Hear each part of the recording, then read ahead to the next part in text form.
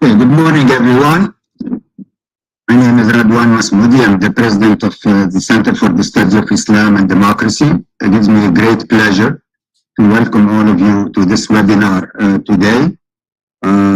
As you know, yesterday marked the second anniversary of the coup, if we can say that. And this is an event to try to evaluate the situation in Tunisia 2 years after the coup. Where is Tunisia headed politically and economically?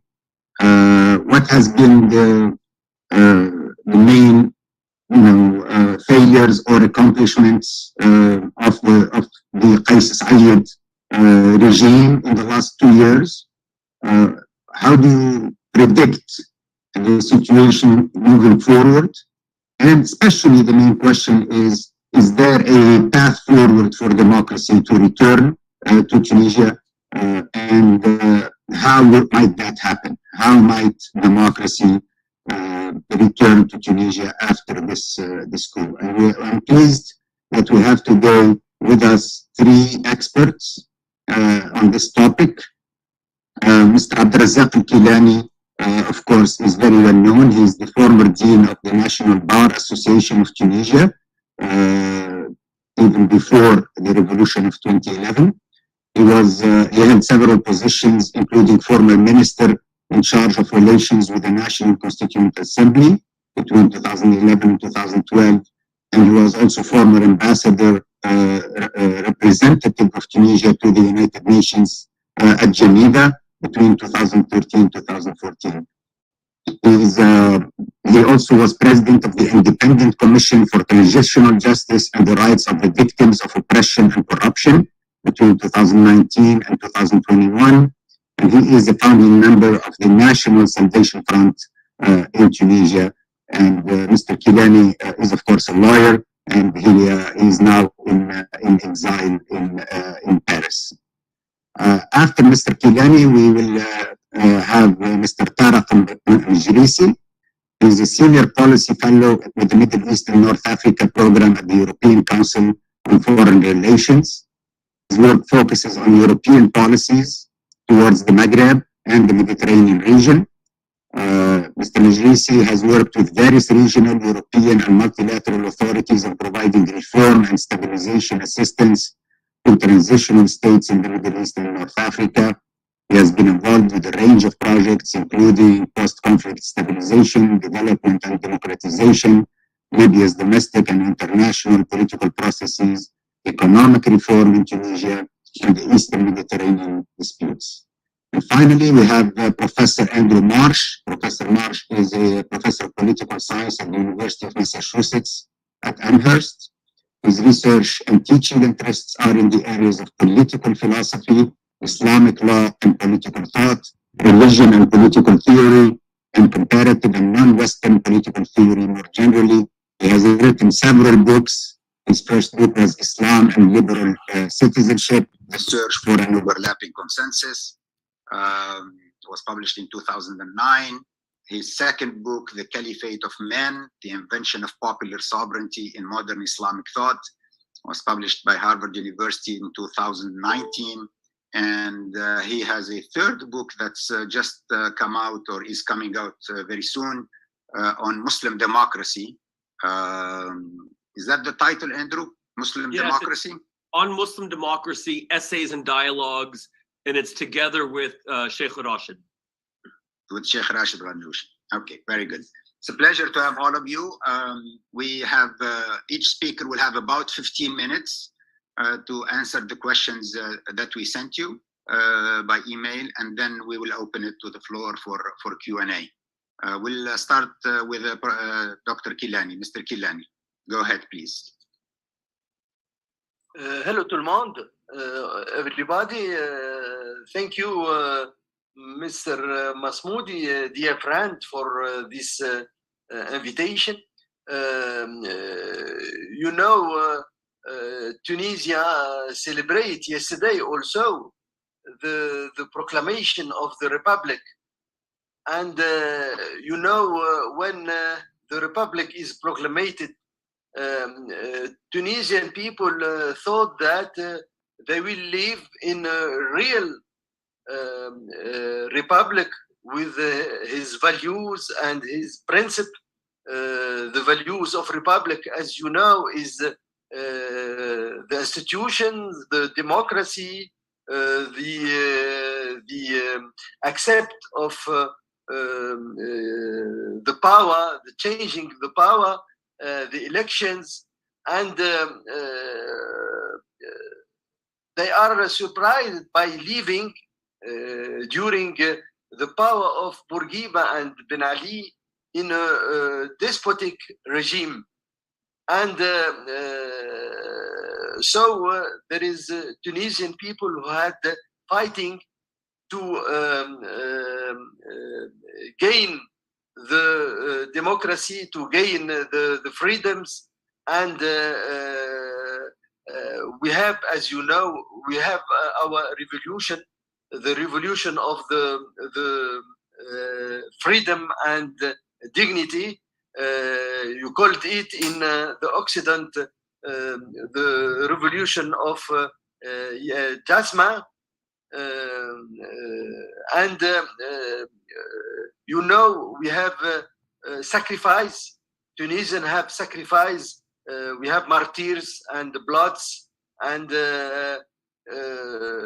so we think since 2011 that we have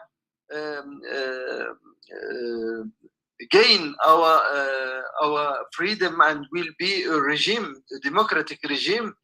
You know, during the transition act after the revolution, when Ben Ali has left the country, we have organized the civil society. Have organized the situation, and we have all body agree to organize election to elect a National Assembly constitution to prepare a new constitution. And we have in 2011, as you know, the first democratic elections in Tunisia, and we have elected this institution which prepare us a new constitution. As you know, I think that we have do a very beautiful constitution with modern system, with the three powers. Executive, legislative, and judiciary power, and with the separate power, there is a balance between the three powers, and we have known some difficulties with, you know, we have two political crimes. As you know, two leaders was killed during this period, and instead of all this, Tunisians succeed their democratic transition, and we had after the constitution, the new after the voted of the new constitution, we have two elections in 2040 and in 2090. And as you know, in 2090, we have elected a president, which is Qais Said, after the death of the President Essebsi. And we thought that we have a pact, which is the constitution, and nobody can change the game, the political game, because of this constitution, which was voted by the majority of the members of the assembly constitution. And as you know, Qais Said has done his coup in 25 2021 with using the Article 18 of the Constitution when he stopped the Parliament, suspended the action of the Parliament, and put out the chief of the government and his ministers. And so when he do his coup, he promised for people that who will change the situation, because we have before a very bad political situation. There is some fights in the parliament, as in each parliament in the world, and there is a coup to put end to the revolution.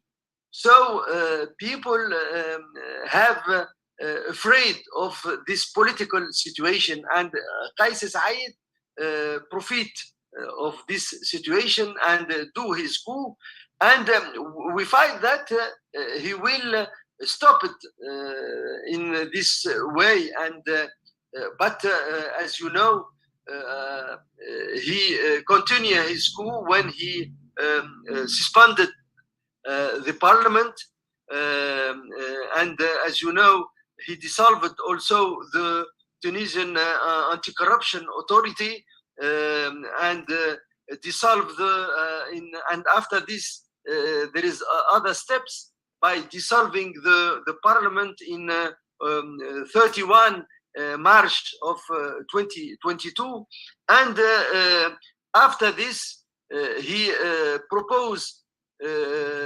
after suspending the constitution, he proposed a new constitution with who had prepared himself without any consultation with the civil society and organization and other political parties, and he passed this constitution and was adopted by a referendum, as you know, in 25 of July 2022, and also in 70 December 2022 he organized a legislative election to elect a parliament. And as you know, the coup is in fact it is not to change the situation for a better situation, because he promised, as I say, to fight corrupted, to fight les voleurs, and as you know, his idea is to put his hand on all the powers. And as you know, if you haven't the judiciary power, you haven't all the power. So he decided, as you know, and announced on the right of February to 6/22 from the headquarters of the Ministry of the Interior, the dissolution of the High Judicial Council in the presence of senior security officers involved in the intimidation of all the magistrates. Before this decision, as you know, in official speech, he conducted a campaign of defamation against judges, and declared that justice is only a function in total denial of the constitutional principles of the independence of the judicial power and international standard of judicial independence. Also, we have to remember that the High Judicial Council is an independent institution created by the Constitution of 2040 as the guarantor of the independence of the judicial power and accordance with the Constitution and international standards and guarantees of the separation of powers and balance between them. So to ensure that judicial bodies are protected from pressure of interference in the professional career of judges. But Qais Said has another idea. His idea is to distract the dissolution by the dissolution of the constitutional institution to submit the judicial power to the executive power, and in a system in which the president of republic has all the power in his hand. And you know what he do after, because the question is why doesn't he do all this? Because he know that because judicial independent power is guarantees of the establishment of the administration of justice and the primacy of the Constitution and the sovereignty of the law and the protection of rights and freedoms, as say the Article 102. But he used all this, and he, as you know, he organized political trial against prisoners, against personality with opening investigation against members of the political opposition, against lawyer, against judge, against businessmen, and on unfounded accusation of conspiracy against the state, trying to change the nature of the state, and he do arbitrary detention in relation of their political activism or speech. He also... Oui. C'est Abderazzak. Oui. We only have about 3 minutes left in your talk. So thank you for this historical review of what happened in the last 2 years. But can you focus on the present situation in Tunisia right now and the future? What do you predict the future holds for Tunisia and for the democratic transition in Tunisia? What is your view of what will happen in the next year or 6 months or 2 years? Where is Tunisia headed? I think with all what Qais Said has done during 2 years, it is a fiasco. During 2 years, the situation of Tunisian people go bad than bad, and as you know, the social situation of Tunisian now, Tunisian are all day looking for food, for bed, and they are living. Tunisians are living in a bad situation because of the échec of the political of Said, because Qais Said hasn't a project, hasn't a program for the country, because he isn't he hasn't the experience of directed state.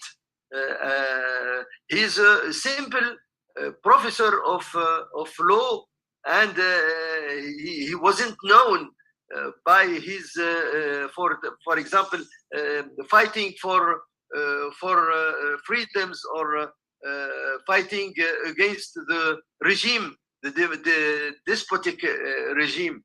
So I think that with this economic, with this social situation, I think that Qais Said will be put out by Tunisian people, by when Tunisian people will have angry with and will know that Qais Said will first he's كذاب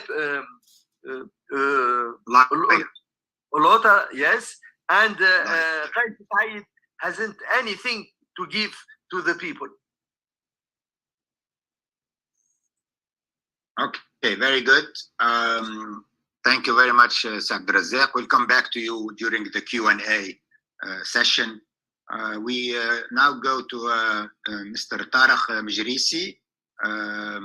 Tariq, you have the floor. You have about 15 minutes. Thank you very much. And thank you for inviting me here to be a panelist. I'll try my best to convey my points as quickly as possible so we have as much time for a Q&A afterwards. And, you know, I've been asked here today to focus on Europe, on the position of the EU, on some of the international positioning and activities since the coup more generally.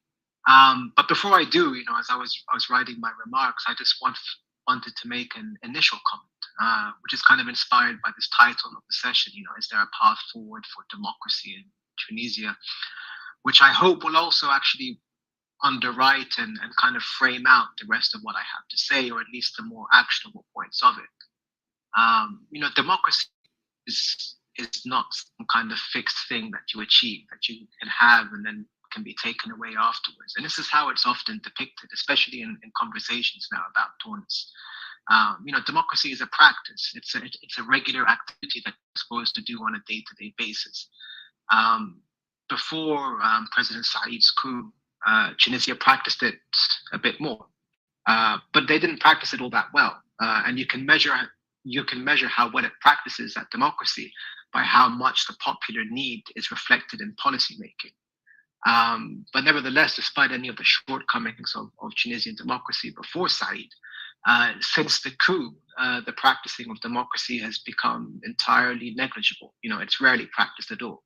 And when it is, like with the constitutional process or the parliamentary elections, it's kind of just going through the motions, like a stage production of democracy, or what democracy should look like, rather than the thing itself. But as I said, given democracy is not a fixed thing that can be had or taken away, it means that there most definitely is a way forward. We just have to start practicing it again. And it depends on how we can start practicing it again, and how we can start to translate the popular need, because the need right now is truly great, into policy positions that make sense, policy positions that are actionable and that resonate with the people. And I truly believe that if we can all focus on that, then the rest of the politics will start to sort itself out in time, because the political situation that Tunis is stuck in right now can only actually become unstuck by shifting our focus towards popular policy in that way. But after that kind of brief bit about Tunis, I do want to zoom out a bit to look at Europe, to look at the European Union. I spend a lot of my time working on European policy, and I understand that it can be a bit confusing at times for those who are blessed by not having to have this close association, because Europe is kind of weird as a policy creature.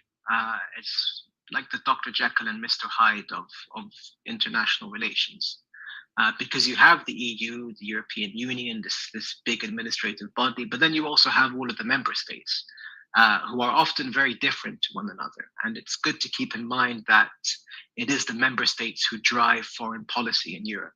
The EU does not have the prerogative to set foreign policy. They just enable or kind of backfill what the member states want to do.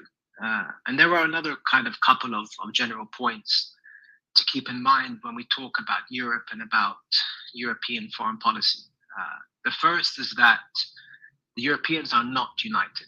The name European Union is a bit deceiving. You will see that a lot of the different capitals have their own perspectives. In many cases, they even compete with each other.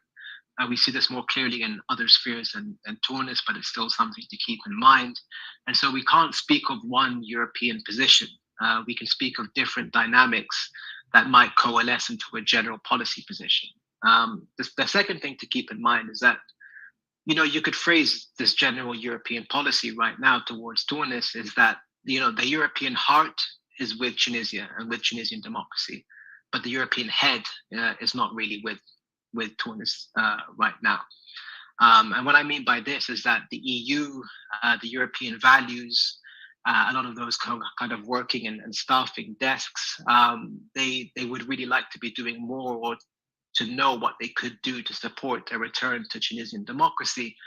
But the individual member states and often the leaders of these countries, they don't see it as practical.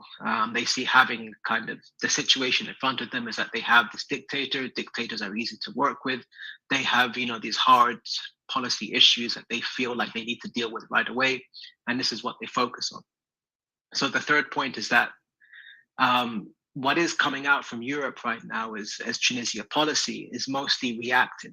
There is no Tunisia strategy or overarching Tunisian policy. It's kind of just responding to developments as they occur on the ground. And so in these responses, the Europeans and the different European actors kind of showcase a lot about the different sentiments and priorities that they have. And we can see two poles on this.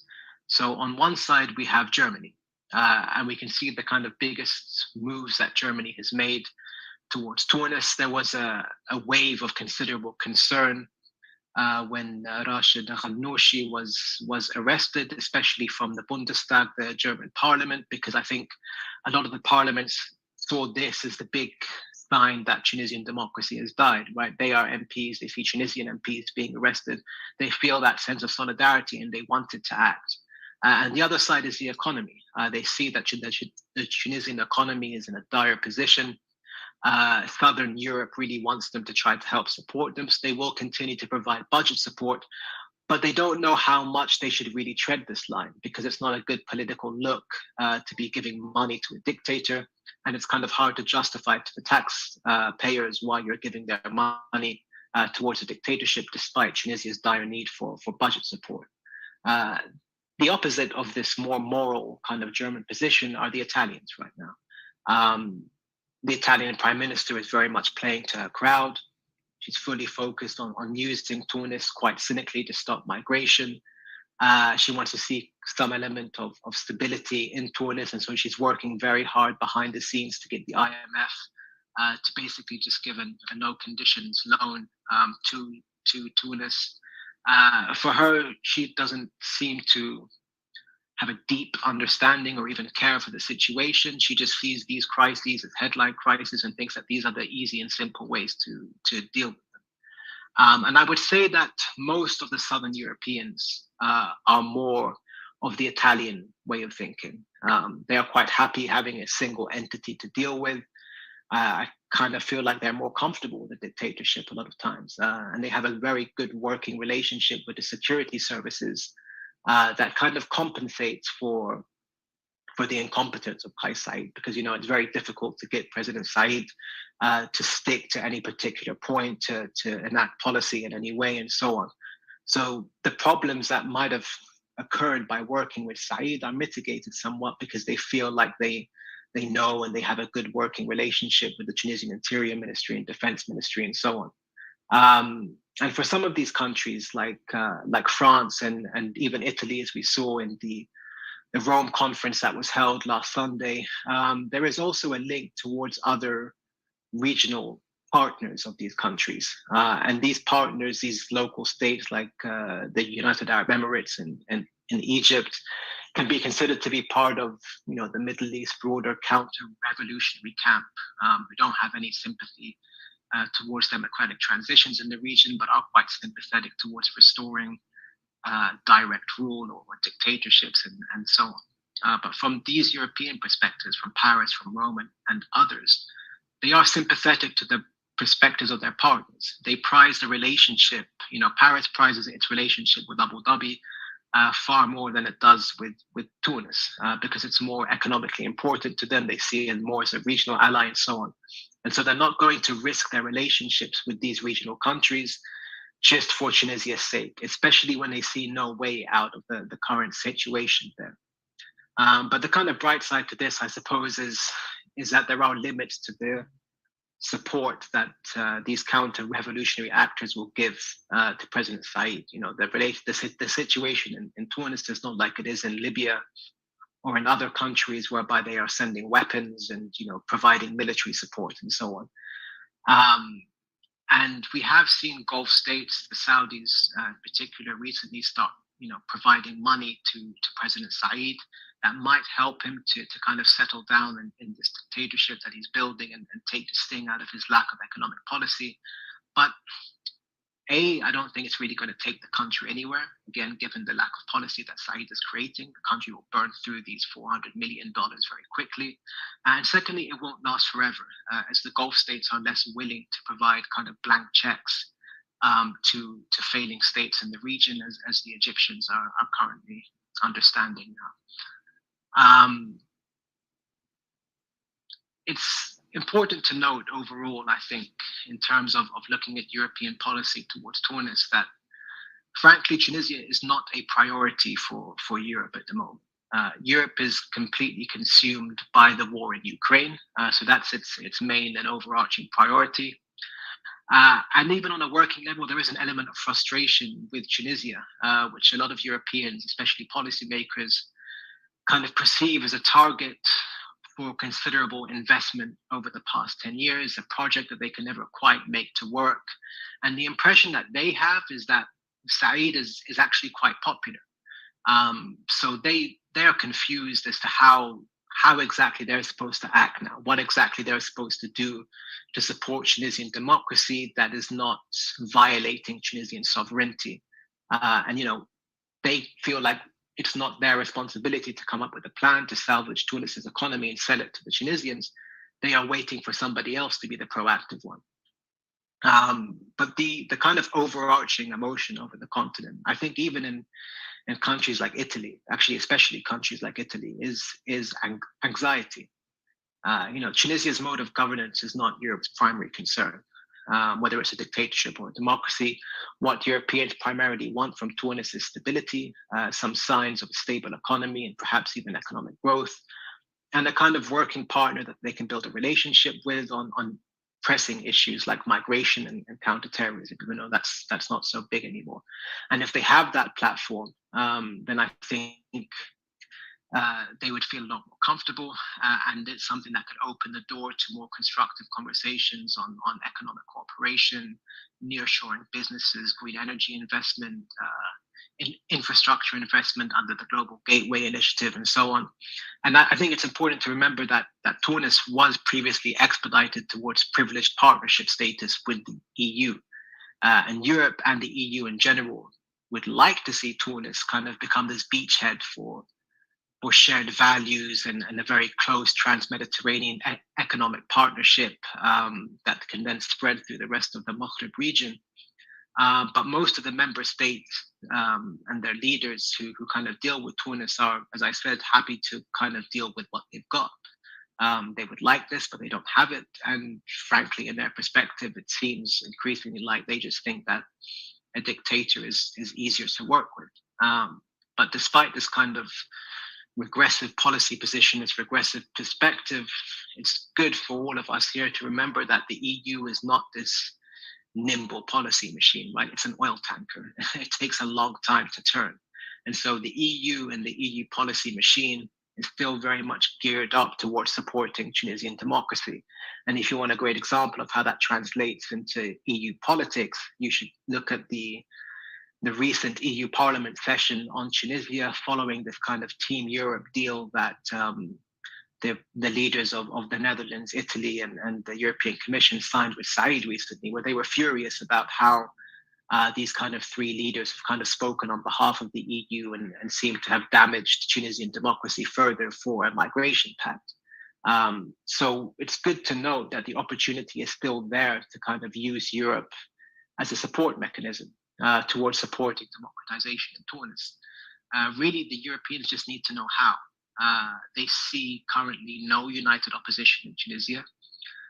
They don't see an opposition that has any public respect, public support, or even the kind of competence required to dig Tunisia out of its current economic hole. They think that, the last thing Tunis needs right now is more political upheaval. What it needs is credible economic policy. So in my opinion, and I'll kind of end on this, the best way for any Tunisian opposition to act now, and the best way to try to get support for democracy in Tunis and to signal to Europe and the kind of broader world that any Tunisian body is a body to support, is to not focus on politics. It's to not focus on Said, but to focus on a salvation plan for Tunis, to collaborate across ideological lines, to work out and then publicize, very simple, credible sounding policies for economic reform, for spurring growth, deregulating the private sector and so on, the kind of things that can give people hope and show them what a way forward looks like. Because, I see that nihilism is the strongest sentiment coming from the broader Tunisian population right now, which is a very dangerous place to be. And if you can do that, if you can chart out a credible way forward, then I think you will have the Europeans lining up behind you to try to support this plan, putting pressure on Said to not stand in the way of this plan. And you will even have the kind of Tunisian street, so to speak, doing the advocacy. And then it becomes a self-propagating thing from there.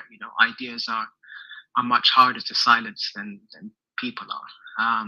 And on that point, I'll hand it back. Thank you very much. Thank you very much, Tarek, for an excellent presentation. We go now to Professor Andrew Marsh. Andrew, you have the floor and you have about 15 minutes. Thank you, Radwan. Thank you for the invitation. Thank you to my co-panelists, everybody who is logging in from around the world. I might not need all of the 15 minutes. The question of the panel is there a path forward for democracy in Tunisia? Obviously, this is a question about the future. No one can really know the future. I'm also not on the ground in Tunisia, obviously, so I don't really report with any kind of special authority or insight. But what I'd like to do instead is to make 8 very concise and specific points, separated into 2 categories. The first, I'm going to call headwinds, different kinds of factors that I think are working against a path forward for democracy in Tunisia. And then after that, what I'm going to call tailwinds, or a few factors that I think do still leave us with hope for a path forward for democracy in Tunisia. The first factor is what Tarek just spoke about, which is the very, very disappointing, discouraging, and even disgusting support from the West for Kais Saied, particularly Europe. I was surprised to hear some of the positive things that Tarek said about the heart of Europe being in favor. From my perspective, this may be a little bit too cynical, but I don't see any alternative. What Europe appears to care most about is the issue of migration. And so as long as Saied is promising to do things about the flow of migrants to Europe, he sort of gets not a blank check, but in this case, I guess a 800 million euro check from Italy and other countries in the European Union. And that is, of course, extremely disappointing, because when you have some kind of democratic coup or anti-democratic coup or authoritarian backsliding, you start to look for various sorts of countervailing sources of power that would push against this. And as far as I can tell, none of those are coming from outside. And in fact, again, as Tarek said, all of the outside pressure from Abu Dhabi and other countries appears to be supporting the coup. The second factor that I'm considering a sort of headwind is that the opposition does appear to be in a kind of waiting mode. As Tarek just said, Europe does not see a united opposition. Whether or not the opposition is united, it appears to be in a position of waiting for some other kind of opportunity. There's obviously, and for good reason, a focus on political prisoners right now, a focus on campaigns to generate domestic and international outrage against political prisoners. But it's not clear to me that the opposition has a certain strategy for how they want to overturn the dictatorship.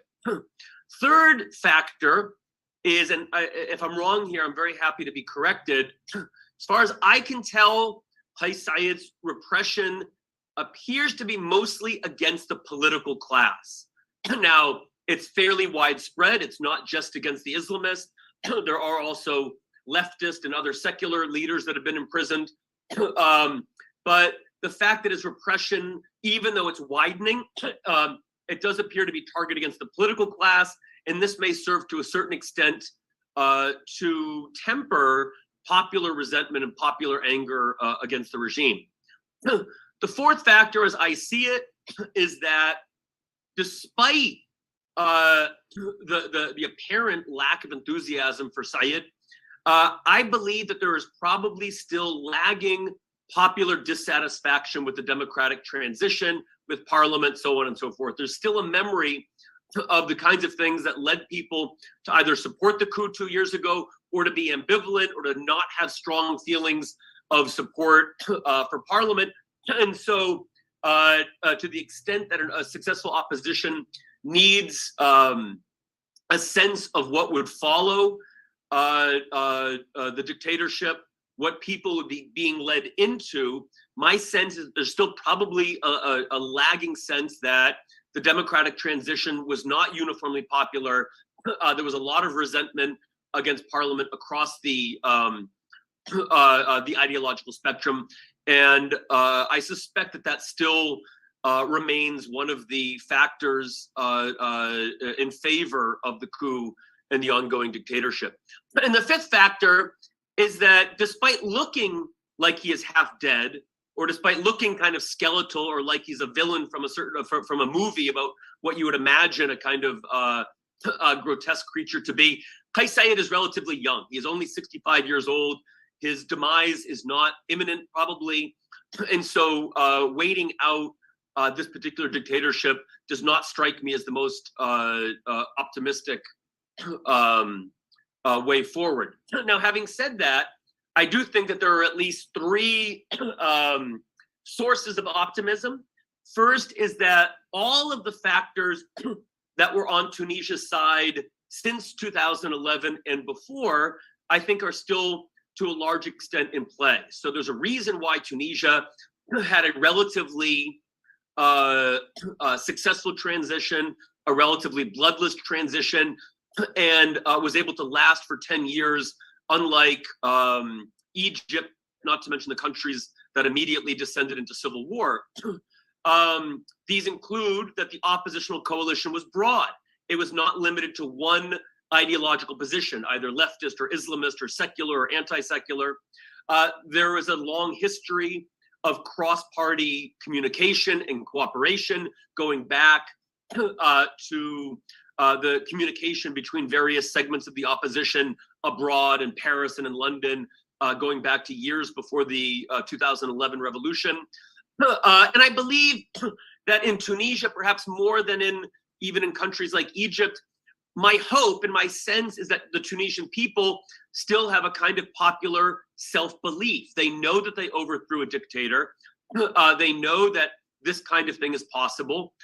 And the coup did not happen through a kind of overwhelming show of violence like it happened in Egypt. It was a kind of slow constitutional presidential coup that has been, of course, very, very repressive, but I would hope did not lead to the sense that resistance and opposition to the state is futile. The second factor that I think supports hope in some kind of democratic return is just how awful of a president Qais Said has been. He has had an awful performance as a ruler. Everything that drove the opposition to parliament between 2019 and 2011 is worse. The economic crisis is worse. The environmental crisis is worse. Concerns about migration, so on and so forth. So there's no reason for Tunisians to believe that dictatorship makes things better, that dictatorship is a better alternative to democracy. So he's been an awful president. He's been an awful ruler. He has not given any hope that dictatorship can be more efficient, that it can be a better way to deliver economic and health results and other sorts of things. So I suspect that there was an underlying range of attitudes towards him that range from outright opposition and disdain to disgruntlement, to ambivalence, to a lack of care. And so I believe that that is a source of potential optimism. And finally, and this is more of a question, but I'm not sure that Qais Said is very successful at creating what we might call an apparatus of rule that is institutionally invested in dictatorship. So the reason why dictatorships are so difficult to successfully overthrow, and like Tariq said, a democratic transition is not a one-time event or success. It's a multi-year or multi-decade process of sustaining democracy and replacing forms of rule with something else. So dictatorships rely on all kinds of apparatuses of rule that are very, very difficult to dislodge. Perhaps a ruling party, an entrenched bureaucracy, military interests, media and cultural elites, a permanent administrative apparatus, what is sometimes called, it's now sort of become a cliche, but what we refer to as the deep state. I am not sure that he is very efficient and very driven to create these kinds of things that would make the opposition to the coup more about just opposing the person of Qais Said. And so I think he is somebody that very often alienates his own supporters. I know there are lots of people that either welcomed the coup or were somewhat ambivalent about it. And he has imprisoned some of them. He has alienated some of his closest advisors. His personality is clearly atrocious, touchy and imperious. And so I think that there are some reasons to believe that his personalistic way of ruling is not conducive to creating an alternative apparatus that is entrenched, that is bigger than one person, and that is much more difficult to overthrow than just overthrowing a single ruler. So I don't have a lot of more specific things to report about what's going on with the opposition or what's going on with popular sentiment. But as a political scientist and political theorist looking from outside, those are the factors that I think leave me pessimistic, leave me very, very sad about what's happened to Tunisia, a country that was a source of hope and inspiration for people throughout the Arab world and throughout the democracy-loving world, but then also a number of factors that leave me with hope and leave me with the belief that the democratic miracle in Tunisia is not yet over. Thank you. Thank you, Andrew. Thank you all three panelists for really excellent presentations and also for staying on time. So now we open the floor to Q&A. Anybody who has a question, you can ask a question in three different ways. Either in chat, you can ask your questions in the chat section, or in Q&A section, or by raising your hand, and we'll try to give a chance to as many people as possible to ask questions, by using their mics.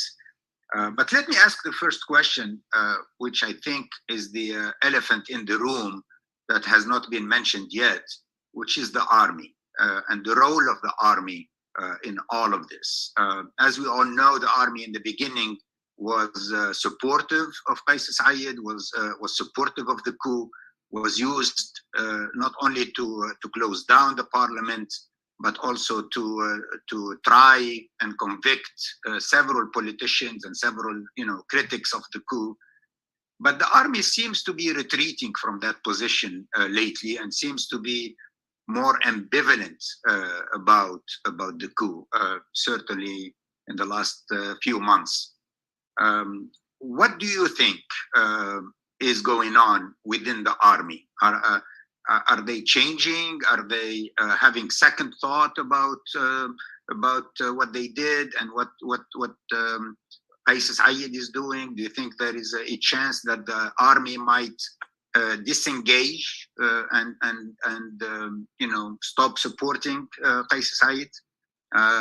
Anyone can answer this question. Abderazzak, you wanna start?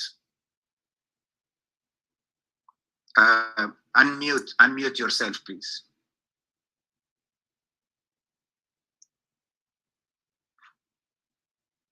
Yes, go ahead. As you say, Monsieur Radwan, when Qais Said did his coup, it seems that he was supported by the army, because, as you know, the parliament was closed by Ashar in 24 of July 2021.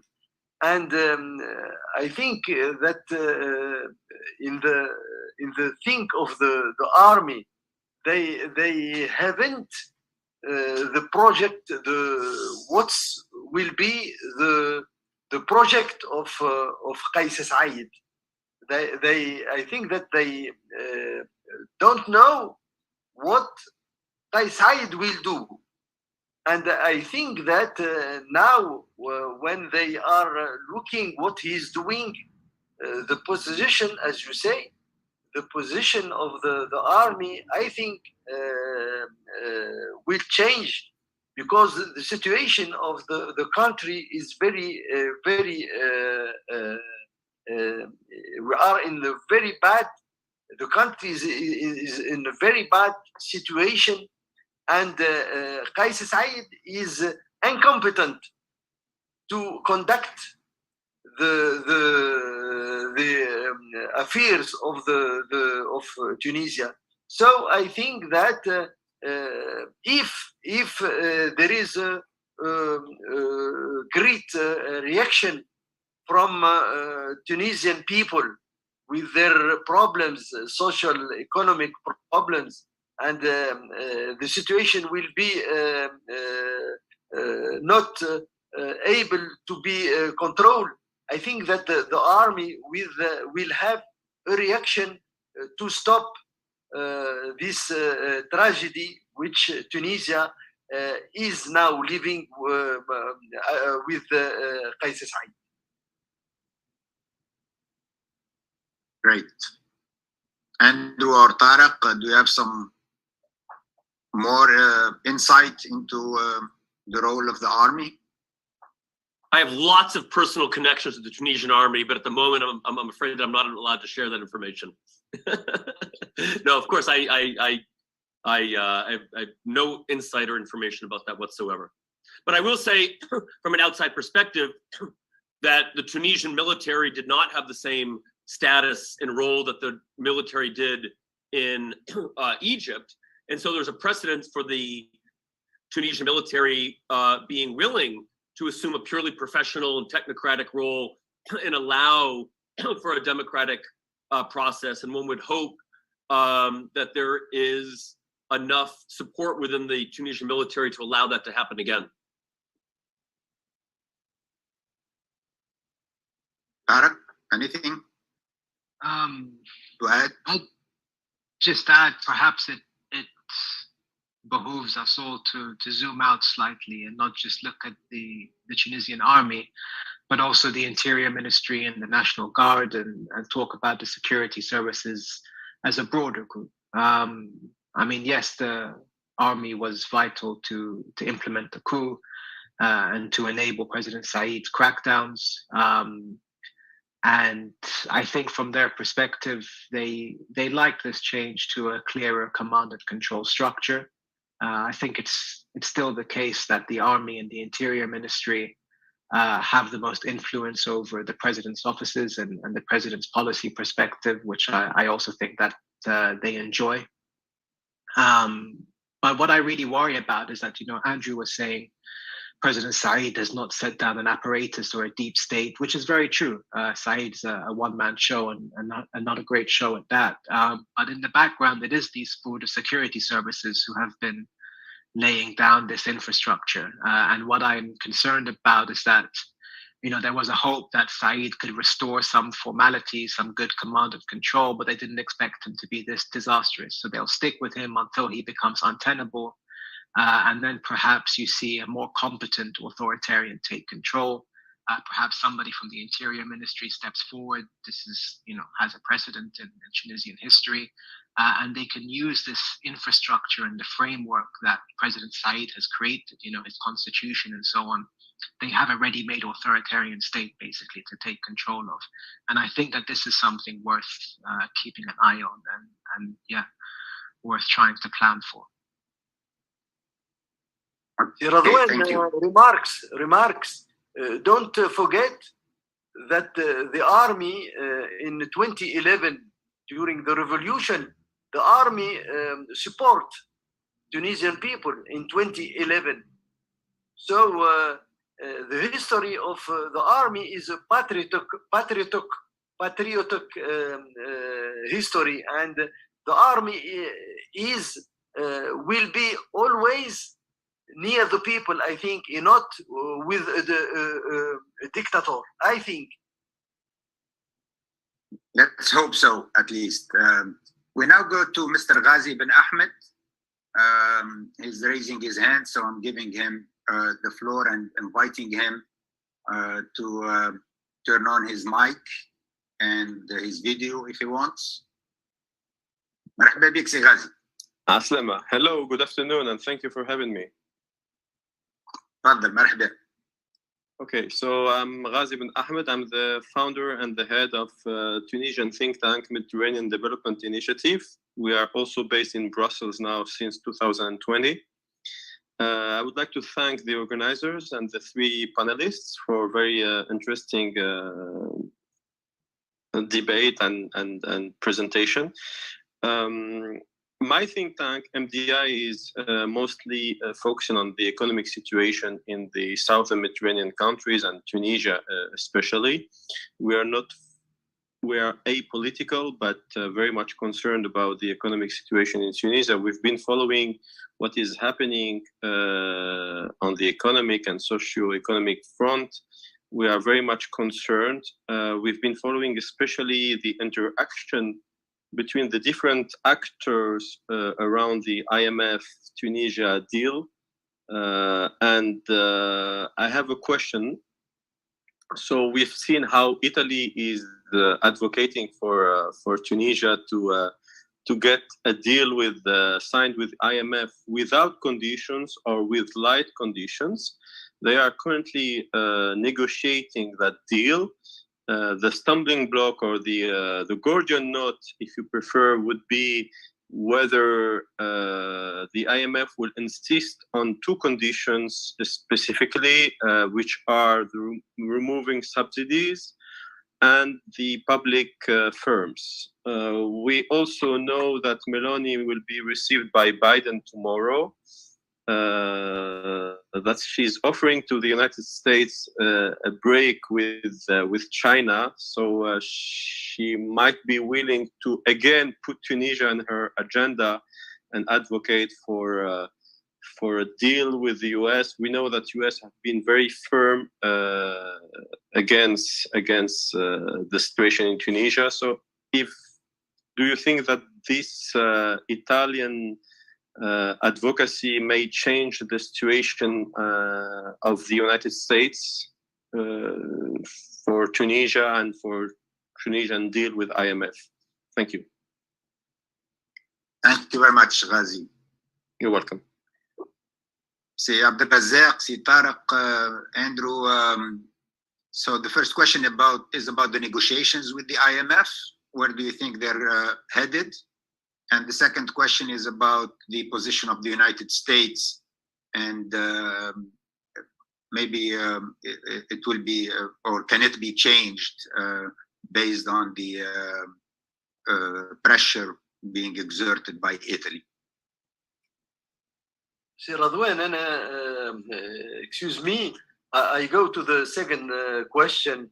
I think that Meloni is looking for the interest of his country. As you know, Meloni in his election program, the first point that has promised is that he will fight the immigration. And as you know, for her, it's a very important question. So I think, like our friend now, who interprets now, that Melanie will ask the President Biden to help Tunisia, because all body know that the position of the USA against Said is very clear. This position is to always asking him to the return of the democracy. So it may be an important question which Melanie will see with the President Biden. Andrew or Tarek, do you have an answer about either the position of the US or the IMF negotiations? Yeah, I mean, the Italians have been lobbying very hard for months now on the IMF deal. I mean, their perspective is that Tunis is close to economic collapse, which would be a catastrophe. It needs the cash injection. The money itself is more important than the conditions that are attached to the money. And they seem to have been quite successful in terms of influencing the other senior board members, the United States and other European countries. I mean, from my understanding, issues like subsidy reform and so on are put onto the back burner now. The IMF is no longer demanding all of the conditionality that it had before. But the main obstacle here is not the IMF right now, it's President Said. You know, as the saying goes, you can bring a horse to water and you can't make him drink. I think the Italians have dragged the proverbial horse into the middle of the lake and it's still not drinking. So there is no offer to the IMF coming from the Tunisian government.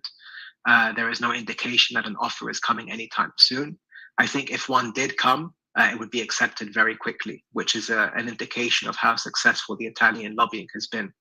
But yeah, it's the holdup is with President Said and not with the IMF.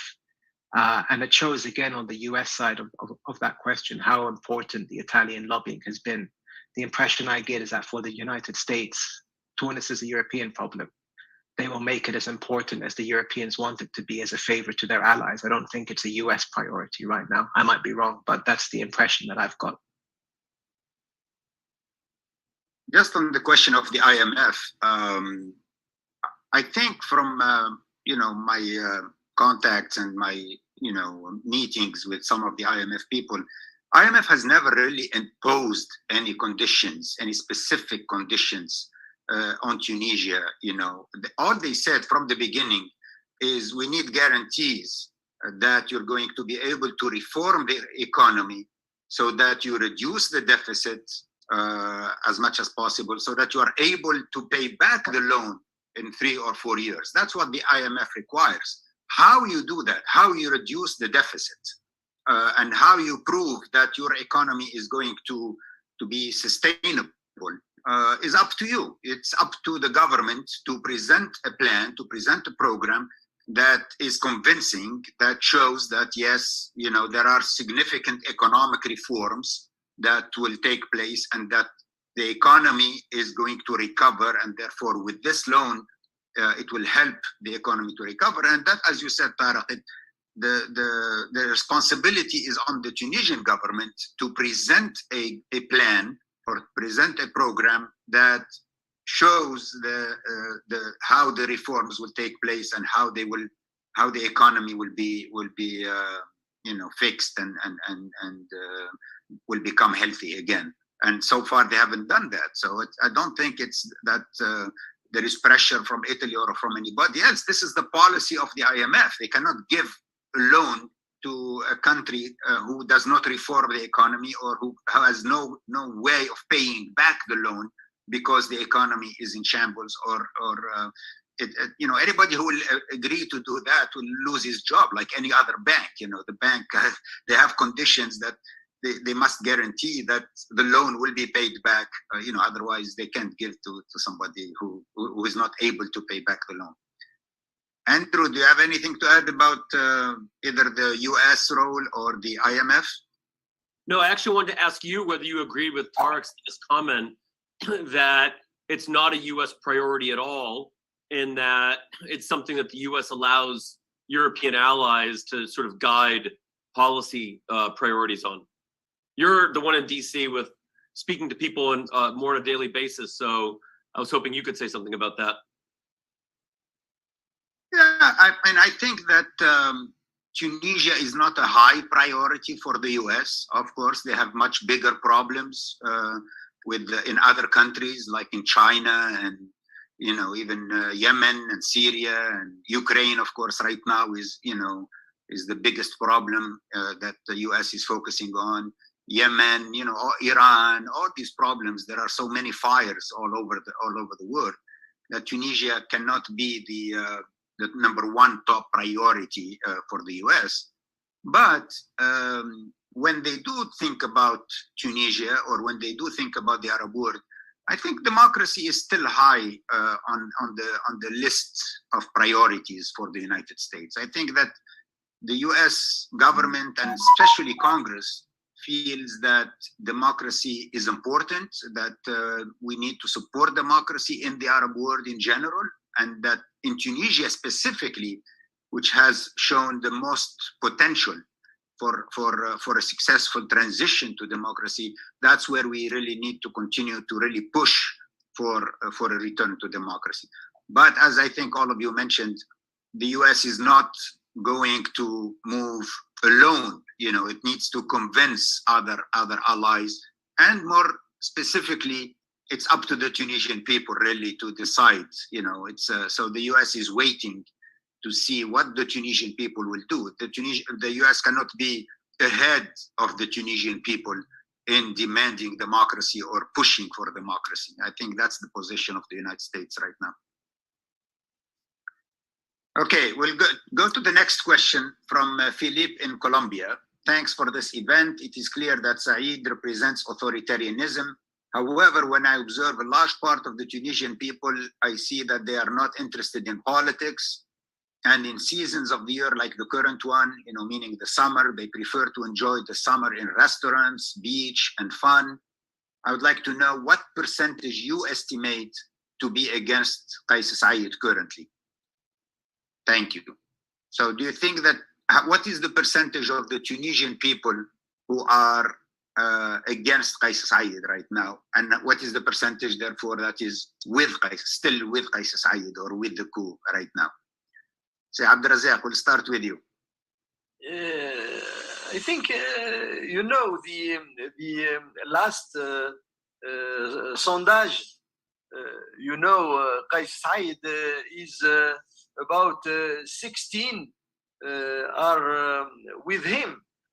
The last sondage, I think 3 months ago, I think. And now I think that with the bad situation, the bad situation which Tunisians are living, I think that his popularity is very, very bad. We don't know because we haven't seen sondage, and I think that people now begin to know that finally Qais Said haven't nothing to give them. So I think that now his popularity is very bad, I think.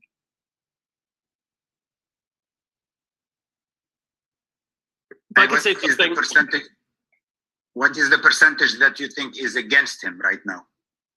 I think 20%, maximum 20%, I think. 20% with him? With him, yes. And what is the percentage against him? It it depends of the situation. I think that the next 2 or 3 months will be very important to determine the popularity of Qais Said. Andrew? Yeah, I don't know percentages. I'm not going to speculate that. I'm sure that Dr. Abderazzak is correct, but I wanted to say something in general in relation to Felipe's question, as well as some of the very, very interesting and perceptive questions that Professor William Lawrence has in the chat. One, these sorts of things are not fixed or static, right? It's not that people have a fixed position about these sorts of things and a fixed intensity. These sorts of things come and go with the behavior of other kinds of actors in political opposition. So, we know from opposition movements in Eastern Europe at the end of the 1980s, in Spain and Portugal and other places, that many people, their positions are responsive to what's going on in society. And this is why dictatorships do so much to both prevent, even very strong dictatorships do so much to prevent even what seems like to us very, very meaningless or harmless opposition, because they don't want to give people the perception that there are others that are with them, there are others that feel the same way, or that there are others that believe that the people have the capacity to overturn dictatorships. And so, it could be true, as Felipe says, that people want to be on the beach, they want to enjoy summer, but it's always true that the vast majority of people in a population are not very political, that people care about their daily lives, they care about economic survival, they care about their private lives. That's always true in every country. I don't think Tunisians are particular in that regard. But these things change. You see how quickly small movements like during the Arab Spring gather more and more people. A small protest in Tahrir grows and grows and grows until it includes millions. So that is how I think you need to think about the possibility for protest, that people, they join when they see certain thresholds of their fellow citizens engaging in these things, and they see the possibility for some kind of actual result out of protests and demonstrations. But my sense is that he's not particularly popular. We know the pathetic turnout that he had for his referendum and his elections to parliament, 8, 9%, 10%, 13%. People, the only way that we can really tell the level of enthusiasm is that people, what percentage of people turn out for even these sham elections, and the turnout is pitiful. Thank you. Tara, anything to add about that? About Qais Said popularity? Just a quick point that, a lot of people, they talk about the polls, and with all of the caveats of the problem of polling in Tunis, especially now, you see President Said with a slight majority, you see somebody like Abir Morsi, who's not that much better on the democratic scale, as second, and people point to this and they say, oh, look, Said is still popular. But the real story that these polls tell is that the complete support for all the political actors, it never adds up to more than a third of the entire electorate. Most of the electorate doesn't like any of them. They're completely disconnected now, which kind of builds on what both Felipe and Andrew were saying. But I think that the prevailing mood right now is nihilism, which is what I was saying before, and what is dangerous, because people don't see a way out. We tried the revolution thing, didn't work out. Now we're trying the dictator thing, also doesn't work out. So what do you want from us? Either they stay or they go. Yeah. So he's not very popular, but neither is anybody else, unfortunately. Yeah, and Tarek, I agree with you about the polls. First of all, a lot of the companies that do the polls are for-profit companies. They are not regulated at all. And they are not non-profit, they are doing this for profit. They are companies that want to make money. And there's been a lot of evidence in the past that they receive money from people to increase their ratings in the polls. This was done even during the democratic time, the phase, the 10 years. Abir Morsi before 2019 was also ranked either number 1 or number 2 But when we had elections in 2019, she and her party came as number 4 and number 5. So a big difference, between what she was getting in the polls before 2019 and what actually happened in 2019 when I think she got she was the 5th, behind 4 other parties. Also, in a time of dictatorship, there is fear. I guarantee you that if you did the poll during the Ben Ali era, even 1 week before the spring or the revolution in December 2010, the poll would show that Ben Ali has 70 or 80 or maybe even 90% popularity, because people are afraid. Nobody will tell you when you're asking him, whether in front of his house or even in the street, whether you are against Ben Ali or for Ben Ali. Nobody will tell you, oh, I'm against Ben Ali, because they don't know who you are and they don't know how this information will be used against them. There is an atmosphere of fear now that has been, it's not a democracy anymore. Yes, you can do polling in a democracy, but I think it's really ridiculous to do polling in a dictatorship when people are literally afraid to speak to strangers or to really say what's on their mind, because there could be severe repercussions. Anyway, let's go to William Lawrence, Professor William Lawrence from American University. William, you have the floor.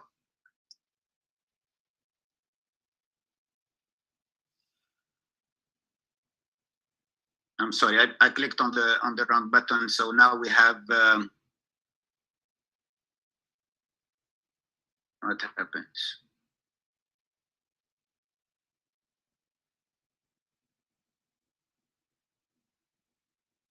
Yes. Can you hear me? Yes. Hi, Ben. Sorry, I'm on my phone, and you had to promote me, and that took a minute. Yes. I put a couple questions in the chat, but let me start just quickly on the issue of polling, and then on the IMF briefly as well.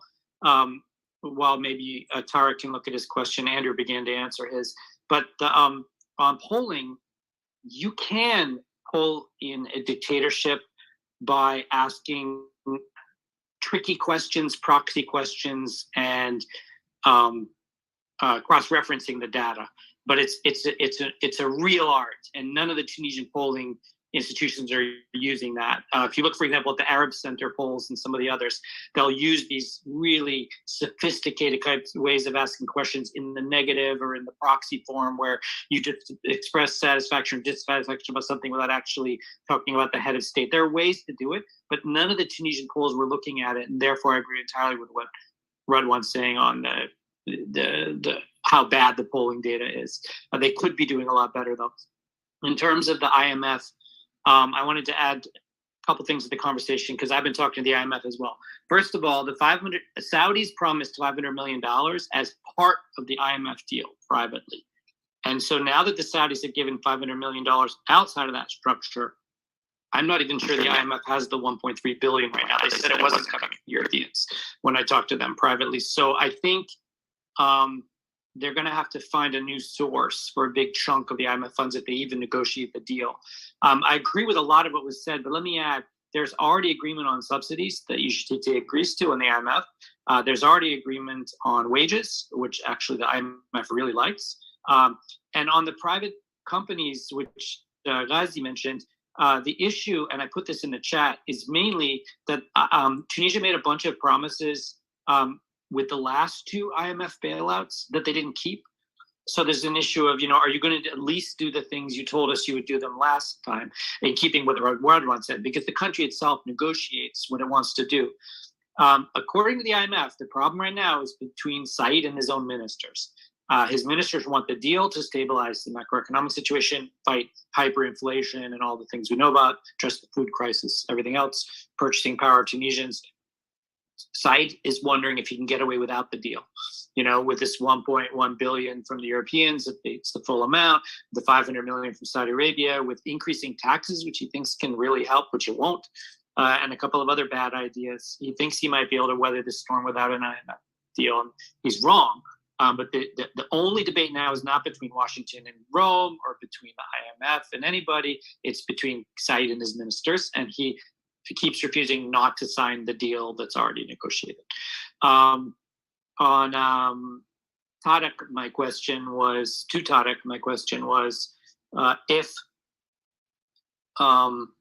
I have to remind myself. You basically said that the opposition should be focused on economics, and in the abstract, I sort of agree with you in that economics was always the bigger problem and issue than politics. And we wrote this in the crisis report I co-authored in 2012, and it's always been the case. But I don't think the opposition can meet legally. They can't propose any policies. If they propose anything or do anything, they're immediately arrested and often imprisoned. Certainly the parties aren't allowed to present anything. And if they do anything, they're called traitors and vermin and cancers and everything else by this president, who immediately disqualifies what they're doing. So the idea that somehow the parties, or even the parties in exile, or that somehow the population can organize itself and present economic proposals is kind of bonkers in this political environment. And so that second point you made, I just don't know how we get there from here. And certainly shutting up about politics acquiesces to the coup to some degree, basically saying we don't need democracy to get our economic needs met, and you can do whatever you want, be in charge, just please take, some economic advice from us, and we're fine with which was always the dictators' compromise with populations going back decades in the Middle East. Let us handle politics and we'll, give you a little bit of what you want in economics, a formula that never is sustainable and never works for the long term. And then Andrew, I just asked a question about, why be optimistic about the appetite of Tunisians for freedoms and the resilience they have, the legacy of having overthrown a dictator, if they're clearly indicating now they don't want to go into the street. And when you talk about that resilience, to use my word, are you just talking about future protests, or are you talking about something? Thank you, Redwan, for including me. Thank you, Bill. Tarek? Yeah, thank you for all those points, Bill. And it's nice to see you again. I still beg to differ. I understand completely where you're coming from on this. But look, as things stand right now, the opposition is under siege. The big kind of show arrests have been done. People can still meet and still chat as long as you do it relatively subtly. You can still publish points. You can still publish perspectives. People even talk on news channels sometimes. You don't even have to publish under your personal name. The general position I'm taking is to say that politicians should stop talking to Said and start talking to the people, and start to say, look, we understand the position that you're in. We understand that you're suffering, and this is how we would like to get you out of it. And then all of a sudden, people start to say, well, Said, why aren't you doing this? And it creates another pressure source on Said, and especially if you kind of publish under a general name, the National Salvation Front or something like that. Sure, one or two of these poor additional politicians might be arrested, but you can't take down the broader alliance. Okay, Andrew? But yeah, this is my point. Talk to the people, try to rally the people, try to resonate with them, because just by talking about politics, it hasn't gotten them anywhere over the last 2 years. All Said has done is tighten the noose. So it's time to try something convince new. them. Basically, what you're saying, Tarek, is convince them that you have solutions, that you can do better, that you can do better than Qais Said. Exactly. Yeah. Andrew, do you have an answer to Bill's question about what makes you think, or what makes you more optimistic that Tunisians care about freedom and democracy? Yeah, first, I really appreciated Bill's interventions. Very, very informed, very interesting. I'm glad he was able to do that. I don't remember being overly optimistic about the Tunisian people per se right now. I think I said something to the effect that that they're in times of protest, that the Tunisian protesters have a reason to have self-belief that that they overthrew a dictator before, and that I do believe that the levels of repression and the willingness of the state to use mass violence against its own people is less than in Syria, less than in Egypt, and so forth. So, as he said at the end, is it a point about the future? Yes, it's not. There isn't great evidence right now of popular unrest, but these things are resources that are in reserve. We didn't think this was the case in Tunisia in November or December of 2010, and yet it emerged. And so, yeah, so that's the extent of my optimism about that. I believe that there's a precedent for achieving something through popular protest against a regime, and there remain protests ongoing. And so, just in terms of the sorts of things that give us some cause for optimism about a path to democracy, that would be one of them. Okay, we're running almost out of time, but I'd like to take 3 more questions very quickly. The first one is from Sajid Iqbal Sheikh, and it's in chat. It says, as mentioned by Andrew, Tunisian model was a hope for a whole democratic loving world. Can we say that the situation is intimating a failure to the theory and practice of political Islam? Is this a failure of political Islam in Tunisia? I mean, I don't think so. I think what somebody might say is, in a democratic context in which political Islam, such as it is, receives the support of somewhere between, depending on the election, 20 and 40% of the population, how relevant is political Islam, and what do you mean by political Islam as an ideology or as an alternative to the modern secular state? And so Ennahda was never fully in power. It itself, in 2016, formally declared that it did not belong to political Islam, but adopted the ideology of Muslim democracy, was never attempting to create an Islamic state or an Islamic alternative to the regime. It was one of the primary authors of the Constitution of 2014, which was almost entirely secular.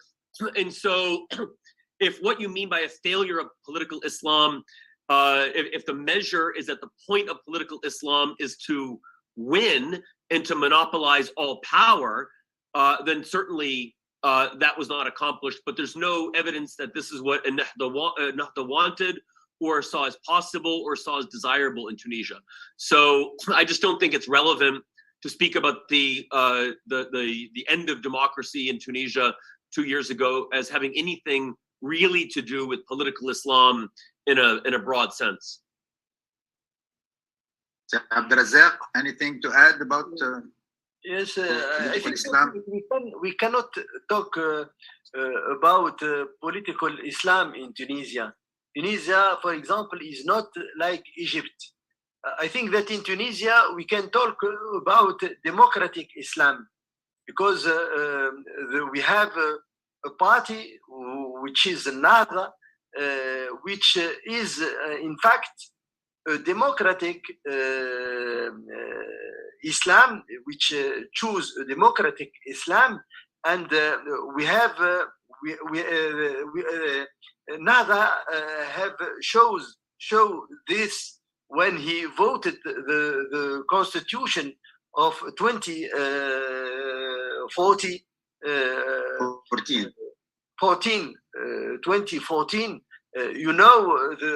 This constitution, which was adopted and voted by Nidaa when Nidaa was have the majority in the parliament, and this constitution consacred the freedom of conscience, the freedom of thoughting, the freedom of religion.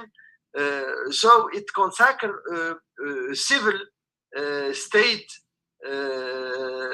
So I think that in Tunisia we have to outside Tunisia we have to stop to talk about political Islam, because in Tunisia I think we have passed this step, and Tunisia people in Tunisia are looking for a democratic country, a democratic system, which Qais Said has stopped, unfortunately has stopped. Okay, we now go to Marco Di Donato. He's going to ask the question by voice and audio video. Hi, Marco. Hi, thank you very much for having me. Thank you, Radwan. Thank you, all the panelists. Let me briefly introduce myself. I am a senior researcher at the University of Palermo in Italy.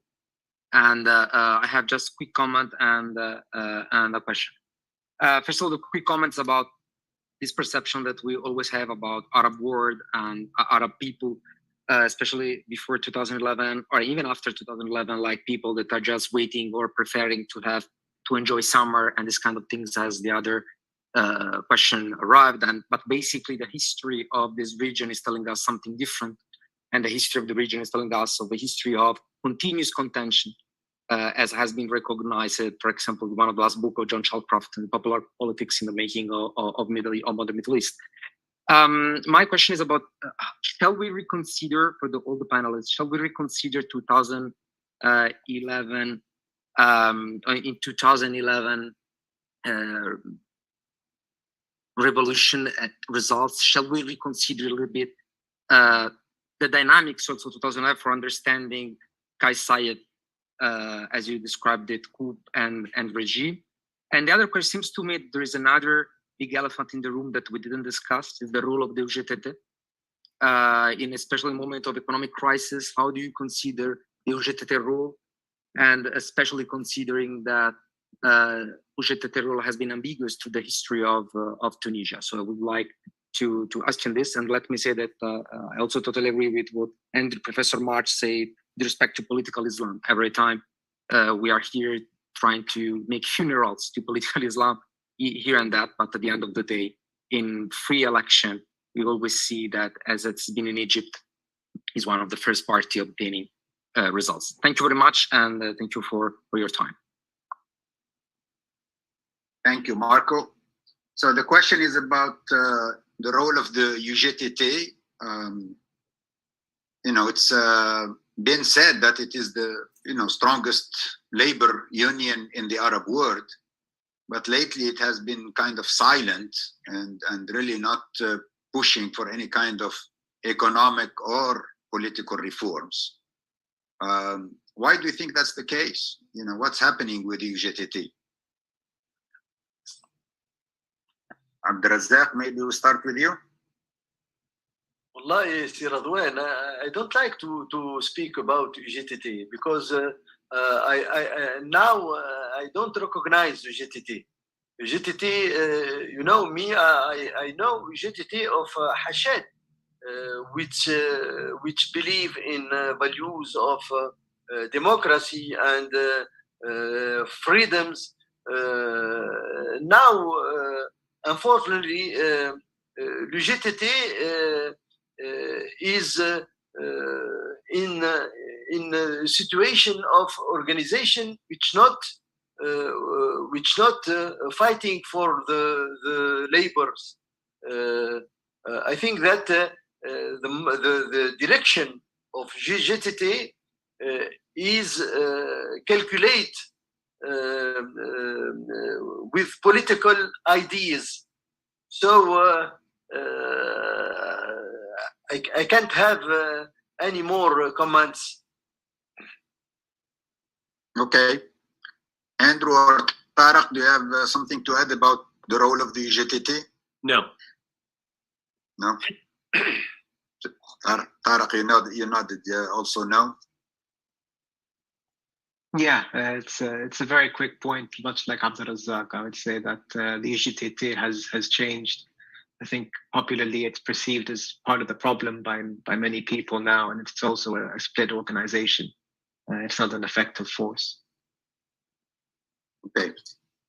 We're going to last question from Mr. Muaz Zemni. I think he's a Tunisian, American Tunisian who lives here in Washington, D.C. Go ahead, Muaz.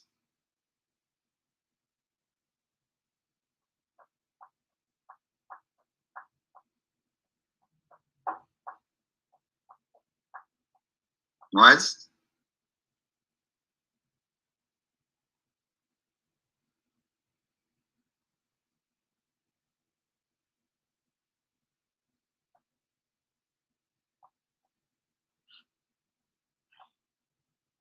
Muaz, can you hear me? Yeah, can you hear me? Yeah. Yes, go ahead, please. Very quickly. Yes, thank you. Save the best for last, right? Okay, thank Yes. you, everyone. My question is, I think the Tunisian people maybe are not interested in democracy. And like Obama said at one point, democracy is messy. So maybe they don't have the stamina to sustain and really have this prise de conscience, حالة الوعي. There's no awareness. And if we are going to let it play out, it's going to be long path forward. Your question about presentation is how to bring democracy back. The answer, as far as I can see, is going to who is behind this tree. So look at the forest that's hiding, behind this tree. Tree is Qais Said. Who's supporting him? Who's among the Qawwa Sulba, the hard power? The nexus of the group or the gang supporting him. As we saw, the Egyptian, intelligence officers were right in the palace when they, stripped Mishishi of his government, of his role, and heavily interrogated him and beat him up. So this is a playbook of the Egyptian and the UAE. Where is he now? He was in France, now he's in Qatar. This Mishishi, this is the big mystery of what happened. So the quickest way forward to get out of this is to go and maybe strike a deal with who's supporting Qais Said, because I can't count on the people. They're sleepy. The UGTT has never been with the people. He always been with I agree totally with Dr. Kilani. The UGTT, historically speaking, always been siding with the regimes in place. This is a coup the Tunisian way. It's not a coup the Egyptian way. It's been a coup with a baby step policy. Each step of the way, the coup leader, basically put step by step. He followed his own narrative that was dictated by the force that's behind him, supporting him. Could be the deep state, could be the UAE. So again, the only way forward, the quickest way to have the nexus of the military change their mind and drop their support of Qais Said. The other initiative by the Quartet, the Mubadra, is dead on arrival. So it's just, in the drawer and has no chance to move forward. What do you think? Thank you. Thank you, Muaz. We're out of time. So if each of you has maybe 1 minute or 1.5 minutes to answer Muaz's question and to any other points that you would like to conclude with. We'll start with Abderazzak. How to return to the democracy? I think that people will return to the democracy. Tunisian people will compare their situation before the coup and after the coup. Now the situation of human rights is very bad. Today, people are investigated or persecuted merely for the exercise and their rights to freedom of expression. The charges against them include insulting the authorities or spreading fake. And, by using Decree Law 54, draconian cybercrime decree law that affords the authority wide-ranging powers to crack down on freedom of expression online. Today, people are looking for the violation of the independence of judiciary. They are looking for the dismantled institutional human rights safeguards. They are looking for the incited discrimination against migrants. So it's not what the revolution of freedom and dignity has give us. I think that Tunisian people will now know that Qais Said is in fact a criminal person, and I think that with all this situation, no people, their situation, even the water is stopped during 4 or 6 days. The electricity also, they have pain of electricity.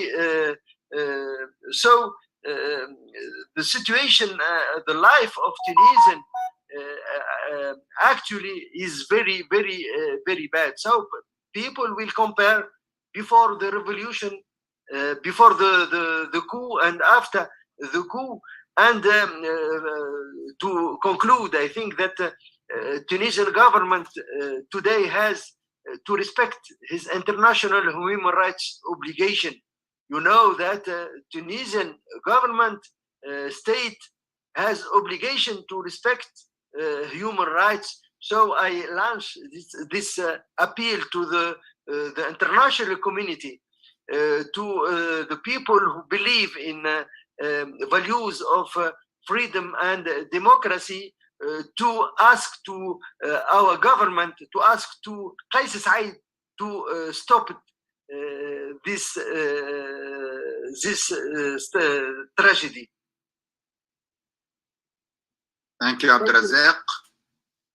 Tariq, any closing remarks? No, I mean, the time is short. I don't want to drag it out. I feel we've all made the points. Just to reiterate what you're all saying, and that the situation is getting exponentially worse. And so it's on, but Said will not provide a solution to anybody. And so I think that it behooves everybody to look at what comes next, to start planning for that moment when people realize that Said cannot provide. You have to look forward and to plan for what's next, and to call on as much international support for that moment as possible. Thank you. Thank you. Andrew. Just a final point to reiterate that democratic transitions can come out of nowhere unexpectedly. Nobody predicted December 2010, January 2011. This isn't a formula that you bake a cake with and you get the same result every time. There could be some trigger, some kind of event that brings out all of the underlying frustration. And in my opinion, the opposition needs to be ready for that. It needs to be discussing what to do in the right circumstances, but also needs to learn from the 10 years of parliamentary democracy. What went wrong? Why was it not able to develop greater loyalty amongst the population? And beyond that, there's really no way of predicting what's going to happen. Thank you. Thank you for organizing this, another one. Thank you all. It was a very, very, I think, illuminating and enlightening discussion about the current state of affairs in Tunisia. I personally remain very optimistic that democracy will come back to Tunisia. I don't know when exactly, whether in the next 6 months or year or 2 years, but I feel that the Tunisian people, yes, they were disappointed with democracy, or during the democratic transition 10 years, they didn't get everything that they wanted or everything that they expected to have after 8 or 9 years of the democratic transition. But I think now they also are very disappointed with dictatorship, and they know they can compare basically that even with its shortcomings, the democratic transition was light years ahead and light years better than dictatorship. And I think this is an important lesson for everybody to learn. that dictatorship is never the answer. You know, democracy has its problems and its shortcomings, but dictatorship is much worse and it never offers any real solutions or real improvements in the life of Tunisians. And I think the Tunisians now are learning that lesson. It's a hard lesson to learn, but I think it's becoming more and more clear every day. So thank you very much for joining us today. We look forward to seeing you in the future.